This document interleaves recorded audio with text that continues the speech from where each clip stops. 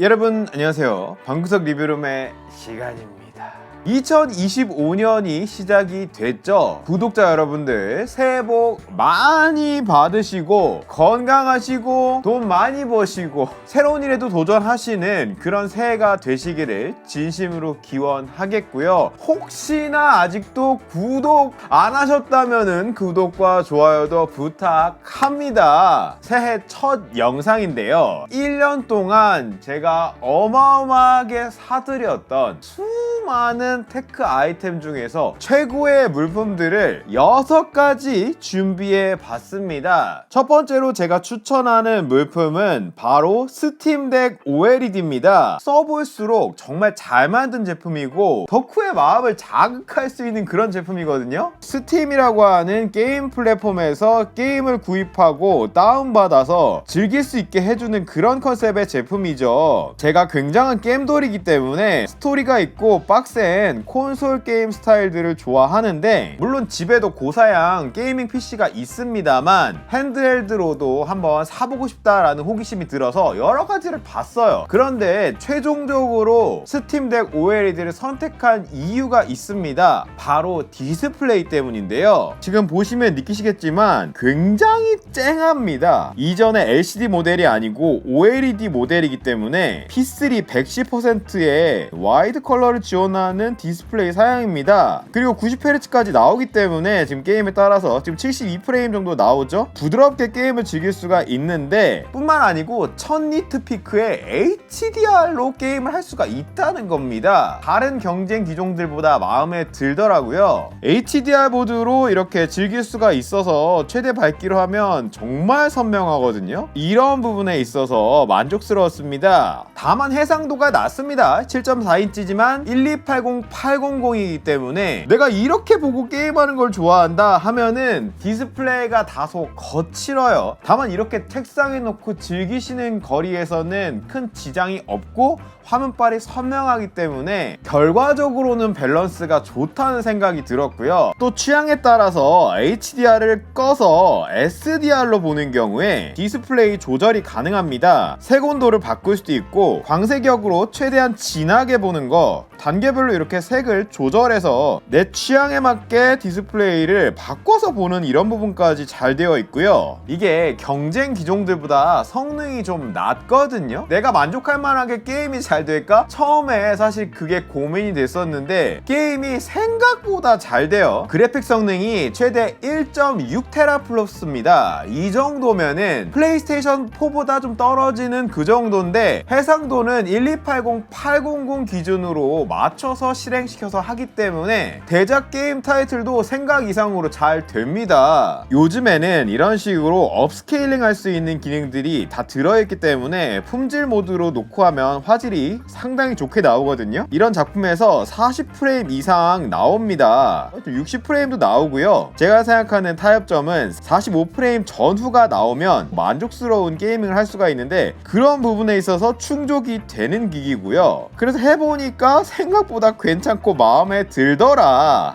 이런 것도 옵션도 설정해야 되고 여러가지 까다로울 텐데 라고 걱정하시는 분들도 많이 있을 텐데, 그런 부분에 있어서 스팀덱이 좋은 게 조금 더 콘솔 같은 접근들이 많이 적용되어 있어요. 사이버펑크 2077 이렇게 실행해 봤는데 마찬가지로 이것도 지금 HDR에다가 제가 원하는 옵션을 준 상태에서 45프레임 이상 나오게 이렇게 가능하기 때문에 만족스럽게 게임이 되거든요. 그런데 이런 아예 대작 게임들 같은 경우에 스팀덱 유저를 위한 프리셋 같은 게 그냥 들어있는 경우가 많습니다. 바로 최적화돼서 즐길 수 있게 이런 부분까지 되어 있다. 그런데 단점은 이 스팀 플랫폼에 있는 모든 게임이 다 되진 않는다는 겁니다. 최신 게임들부터 이런 레드데드 리뎀션 같은 명작 게임들도 다 되지만 GTA5 같은 작품은 안 돼요. 정보에 가보면 세부사항에서 알려주거든요. 호환성 정보에서 안 된다라고 나오고 나오죠. 그래서 생각보다 대작 중에서도 안 되는 작품들이 있다는 거. 콘솔 같은 접근으로 사용하긴 좋지만 기본 상태에서는 범용성이 다소 떨어진다는 점. 그렇지만 호환 잘 되는 것만 골라서 해도 사실 시간이 없습니다. 콘솔 게임들, 플스 게임들을 좋아하셨다면은 충분히 부족하지 않고요. 또 요즘 게임이지만 완전 고사양 게임이 아닌 경우에는 이렇게 프레임이 매우 잘 나오는데요. 지금 소리를 거의 다 죽여놨음에도 불구하고 소음이 거의 없거든요. 생각보다 매우 조용합니다. 상단부에 이렇게 팬에 열이 나오는 부분이 있는데 여기서 지금 팬 소음이 나는데 생각보다 시끄럽지 않고요. 웬만한 경우에는 소리를 키면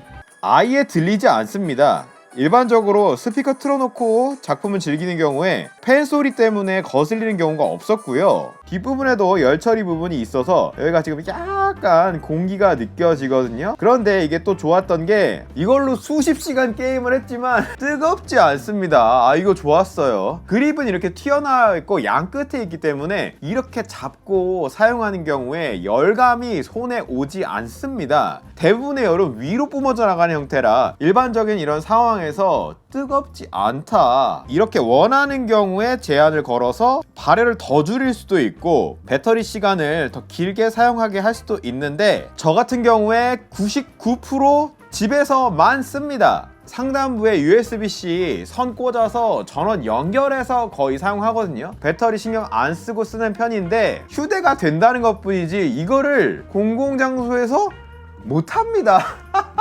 생각보다 거대하고요. 이거를 밖에서까지 하는 건 사실 쉽지 않습니다. 그래서 대부분의 경우에 와이파이와 전기가 갖춰져 있는 실내에서 쓰기 때문에 전원 연결해서 그냥 누워서 이렇게 쓰게 된다. 전원에 보면 아예 데스크탑 모드가 있어서 이걸 누르면 정말 컴퓨터 본연의 리눅스 데스크탑 모드로 들어가게 됩니다. 컴퓨터죠. 말 그대로 컴퓨터입니다. 정말 컴퓨터인데 이 상태에서 게임을 하는 것도 가능하고 마우스 조작 이렇게 해서 키보드 불러내서 쓸 수도 있고 디스커버라는 기능으로 여러가지 리눅스 앱들을 깔아서 쓸 수가 있습니다. 스포티파이도 있죠. 이렇게 스포티파이를 즐긴다거나 일반적인 멀티미디어 감상하는 용도로도 쓸 수가 있는데 단점은 스피커가 굉장히 미묘합니다. 소리 이렇게 키워도 맥북이라든지 아이패드 쓰던 사람들은 만족을 할 수가 없는 사운드가 나요. 그렇지만 대사 같은 건 상당히 잘 들리고요. 이런 넷플릭스도 볼 수가 있습니다. DRM 재생이 돼서 풀스크린으로도 볼 수가 있습니다. 마지막으로 512기가 모델이지만 마이크로 SD 확장이 돼서 1테라를 넣어서 쓰거든요. 이걸로도 게임이 아주 잘 됩니다. 필요에 따라서 간단히 용량을 확장해서 즐길 수가 있다. 다만 성능이 조금만 더 해상도가 한 단계만 더 올라갔으면 좋겠어요. 아마 차기작에는 개선이 될 텐데 가성비가 좋은 기계라고 생각하기 때문에 경험해보시기를 추천드립니다. 그리고 이어서 두 번째로 추천하는 거는 니콘 ZF 카메라입니다. 저의 사진 라이프 취미 생활을 도와주고 있는 클래식한 맛이 돋보이는 이런 풀프레임 미러리스다 라고 이전에 한번 소개한 바가 있었는데 추가적으로 구입한 이 24-120 렌즈랑 또 다른 느낌으로 이 두 조합을 가장 많이 이용해서 사진을 찍고 영상을 찍었습니다.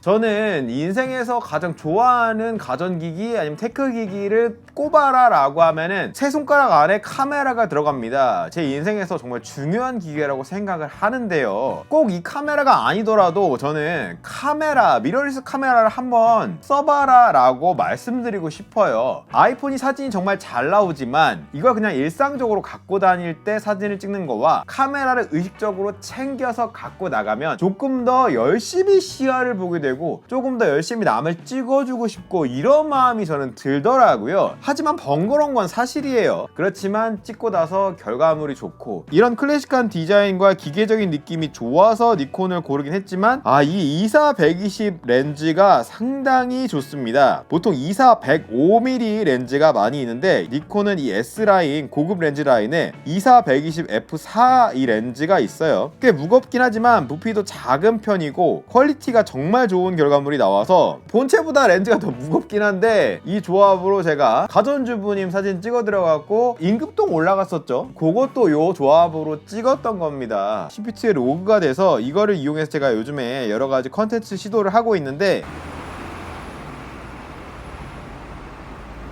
니콘이 시네마 카메라 전문 업체 레드라는 곳을 인수했거든요. 이 로그용 레드의 럿을 제공해줍니다. 이게 굉장히 매력있게 나오더라고요. 색 보정에 별 신경을 안 써도 굉장히 결과물이 좋아서 이러한 부분도 만족스럽게 쓸만하다. 다만 제가 써보니까 이게 CPT 로그에 4K 30프레임으로 찍는 경우에 1시간 한 20분에서 30분 정도 찍으면은 배터리가 다 떨어지고 열이 상당히 많이 납니다. 아예 영상을 목적으로 사기에는 다소 애매한 부분이 있다.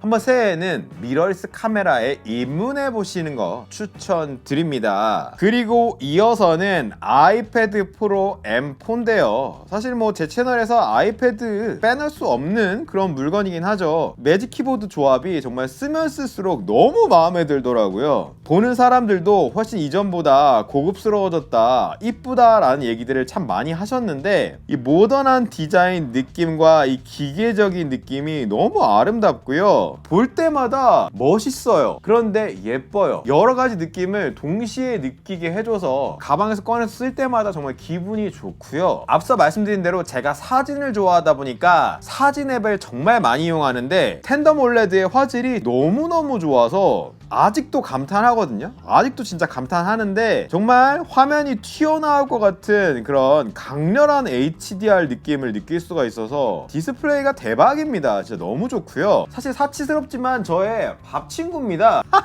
놓고 이제 영상 틀어놓고 보통 밥을 많이 먹는데 이게 SDR에서도 1000니트가 나오고 HDR에선 최대 1600니트가 나오니까 단순히 OLED라 좋은 게 아니라 밝기까지도 짱짱하다는 게 일반적인 SDR 영상인데도 정말 밝고 선명하거든요. 진짜 디스플레이에서 오는 만족도가 엄청납니다. 또 미러리스 이용해갖고 어도비 라이트룸으로 제가 사진 편집하는 걸 좋아하는데 신형 M4답게 성능 부분에 있어서도 제 미러리스 사진 편집할 때 잘 쓰고 있고 최근에 애플 기기에 바이오하자드가 나와서 제가 아이패드 프로로 2420-1668 품질 우선 업스케일링을 해서 너무너무 잘 되더라고요. 엔딩을 봤습니다.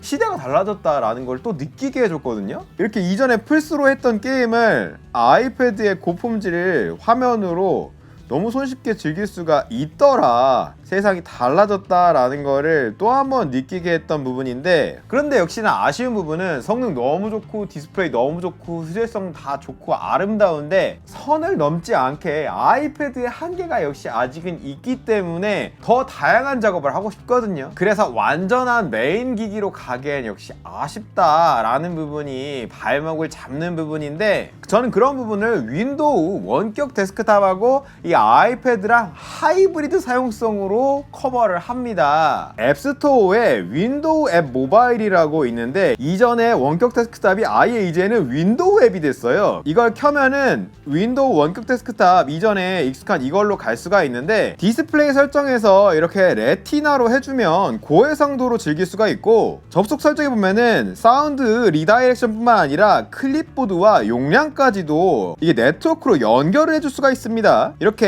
접속을 하게 되면 꽉 차게 나오고 화질도 어마어마하게 좋아서 가끔 뭔가 새로운 기기를 사고 싶을 때가 있잖아요. 그런 부분에 뽐뿌를 확 눌러준다. 일반적인 사용성으로 쓸 때 선명하고 지연도 생각보다 정말 짧은 편인데 치면 스테이지 매니저 상태라 이게 이렇게 줄어들면 작아집니다. 작아져서 윈도우를 옆에다가 배치해 놓고 일반적인 아이패드 앱이랑 같이 띄워놓고 윈도우를 사용할 수가 있습니다. 그래서 그림판 같은 거 지금 띄웠을 때 지금 이건 윈도우잖아요. 하이브리드로 사용할 수 있거든요. 윈도우에 지금 그려지는 속도 보세요.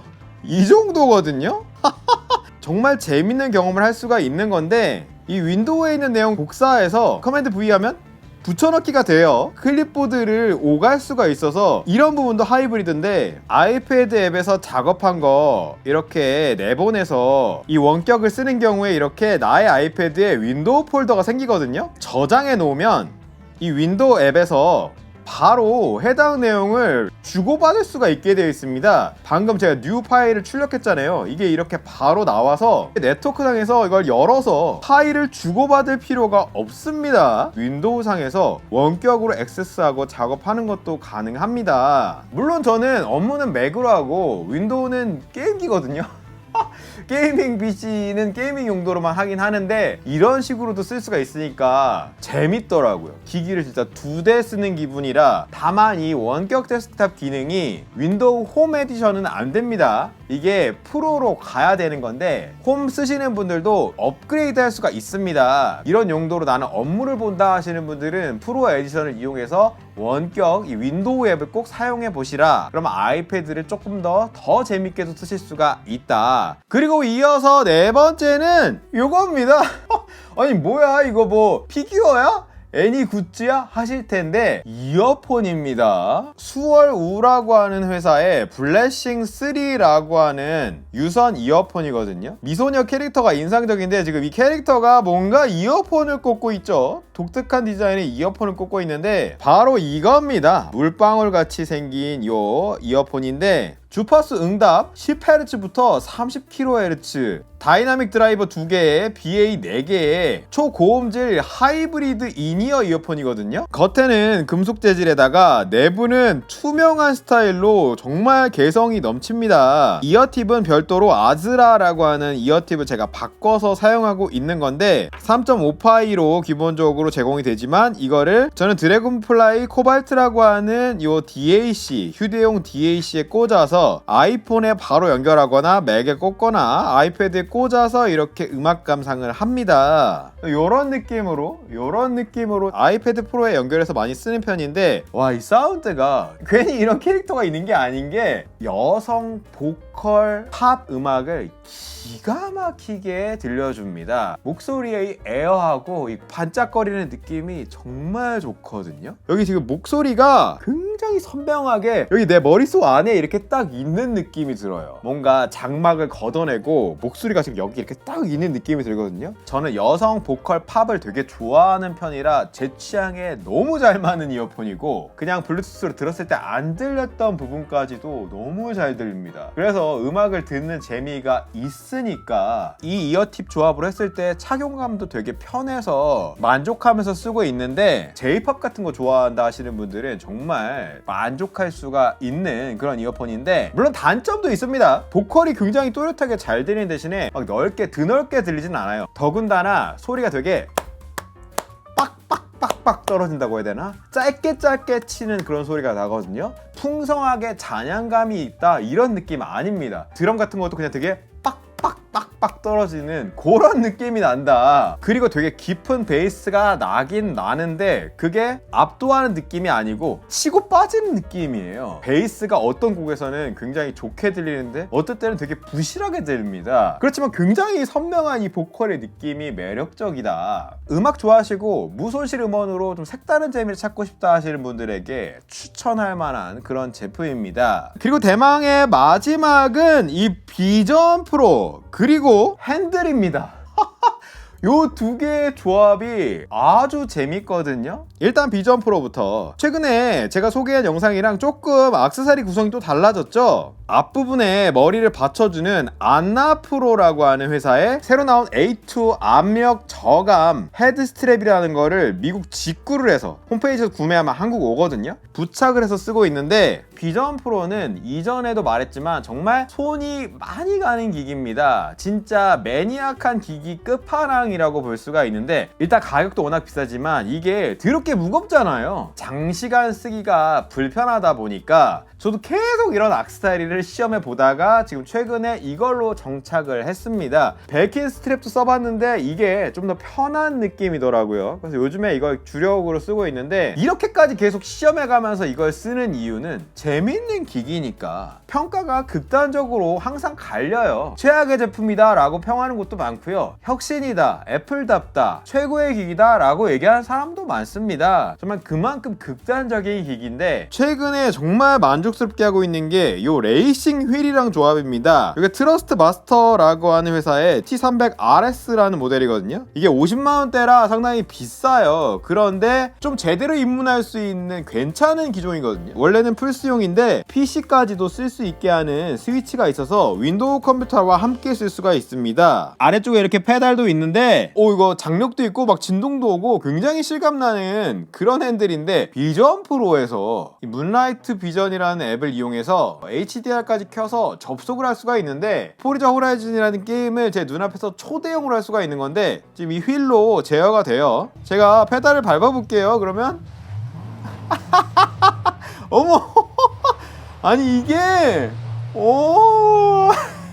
아니 이게 대박입니다. 지금 이게 내 방구석에서 방 안에 TV가 없는 곳에서도 지금 네트워크만 갖춰져 있으면 지금 진동 오거든요. 막 진동 오는데 이게 대박이에요. 미쳤습니다. 이걸로 레이싱을 하니까 너무 재밌더라고요. 이렇게 조작하는 게 지금 이게 지금 이게 장력이 오는데, 그냥 일반적으로 게임패드랑 하는 거랑 또 차원이 다른 데다가 지금 이렇게 손까지 지금 손까지 이렇게 겹쳐져서 싱크되는 느낌으로 들어가니까 대박이고요. 게임을 좋아하시는 분들이라면 궁극의 셋업이다, 그런 생각이 듭니다. 다만 사실 이게 비전 프로 자체의 게임에서 이런 부분까지 3D VR까지 갔으면 더 좋았겠죠. 그런 부분을 원하면 사실 플스에서 그란 투리스모가 VR이 됩니다. 이건 어쨌든 2D를 기반으로 해서 이렇게 게임을 즐겨야 되는 부분은 아쉽지만, 이런 기존의 레이싱 게임을 이렇게 새로운 감각으로 즐길 수 있다는 부분은 큰 메리트가 있다. 너무 재밌다. 아유. 조심해야 됩니다. 운전 조심해야죠. 이상으로 새해를 맞아서 스페셜하게 저의 진한 취향 세계가 묻어나는 이야기 해봤습니다. 올해도 힘차게 방구석 리뷰룸 이어가니까 많은 기대해 주시고 함께 즐겨주시기를 바랍니다. 안녕!